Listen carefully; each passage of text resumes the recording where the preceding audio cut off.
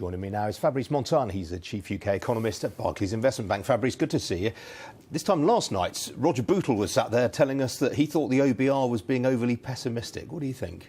Listen, we don't think so. Actually, now the OBR is in line with our forecast. I mean, we as well expect growth to slow in the coming years. It's not a massive slowdown, but it's just acknowledging the fact that growth will be lower than trend growth, which might be around 1.5. So we are in this camp of expecting, under trend growth. The real outlier is actually the Bank of England, who expects growth way above that level and above the consensus as well. Yeah, so do you think the Bank of England are going to have to downgrade their forecast at some point?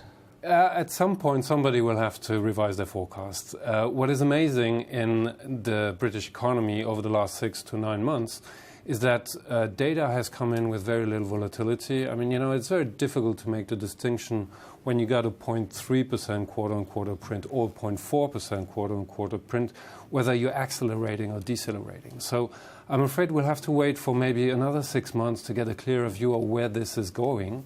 So, maybe, next year.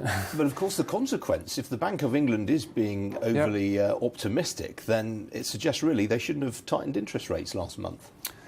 That's the conclusion from OBR's forecast. I mean, in the forecast we have for the budget now, one of the most striking element is that inflation is below 2% in 2019. So in the world of the financial watchdog, we don't need an extra rate hike, while the Bank of England pretty much needs it. The difference here is the Bank of England expects growth above trend, so expects inflationary pressures to build up over the next 3 to 5 years, while the OBR doesn't. So that makes all the difference. The problem for the Treasury, though, I mean, anecdotally, I was at a do last night with one or two people saying, well, we hear the Treasury thinks the OBR's being overly gloomy.